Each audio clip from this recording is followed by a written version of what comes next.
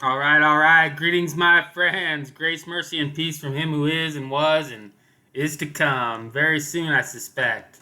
This is Rogue Diabetic, and welcome to the digital wilderness. So, in my last video, I, that I accidentally ended early, I was talking about amillennialism, and I said I was going to blow it up, show you scripturally why it's not true, why it's a why it's a bad doctrine. So, for reference, you should um, see my previous video. And just to recap, amillennialism is the belief that we are living in the millennium, that the millennium is taking place now, and not after the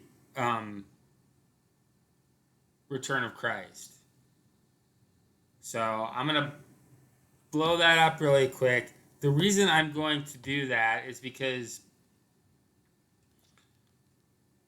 after I do that, I'm going to, because part of the reason that I didn't other than that was what I was taught, that amillennialism was what I was taught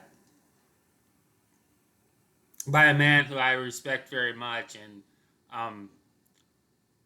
who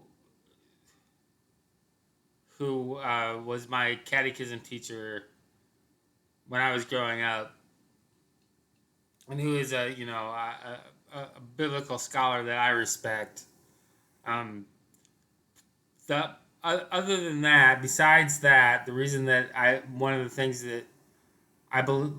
reasons why I believed in amillennialism is because I didn't accept the idea of a pre-tribulation rapture. Okay, and so that'll be, and we'll get into that too. Okay, because I do not believe though there's going to be a pre-tribulation rapture, and we'll get into that too, down the road just a little bit. But first of all, I wanted to establish that there is indeed, that we are premillennial, that we're living before the millennium, and the millennium is a 1,000-year period, a literal 1,000-year period that takes place after the return of Christ.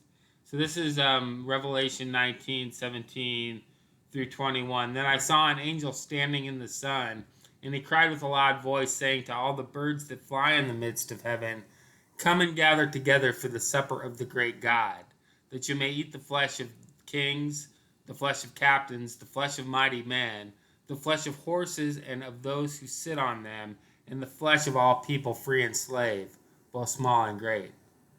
And I saw the beasts, the kings of the earth, and their armies gathered together to make war against him who sat on the horse and against his army.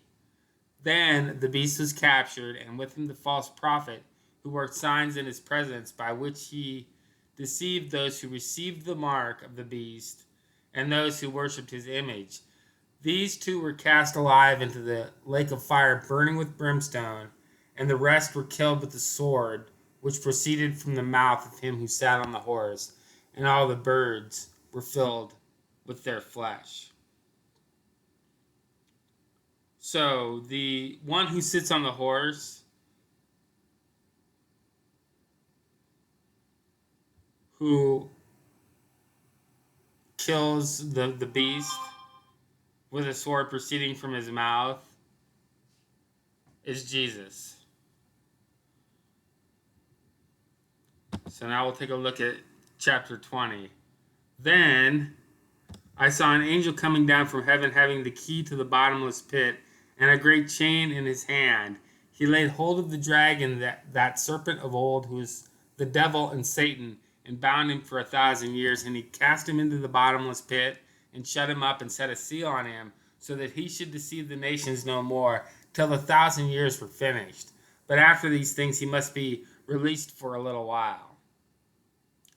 And I saw thrones, and they sat on them, and judgment was committed to them.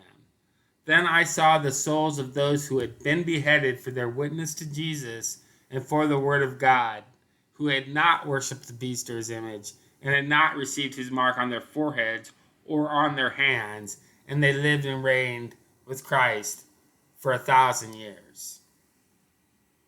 So in chapter 19, what we see is we see the return of Christ that happens at the end. It happens at the end of the 7-year period, of the final 7-year period of history. Okay, this return of Christ happens at the very end. Okay, and so in chapter 19 it says, then I saw an angel coming down from heaven, and I saw thrones, and they sat on them, and judgment was committed to them. Then I saw the souls of those who had been beheaded for their witness to Jesus and for the word of God, who had not worshipped the beast or his image, and had not received his mark on their foreheads or on their hands. So these people, these saints that are judging with Christ for 1,000 years, are judging with Christ for 1,000 years after he returns.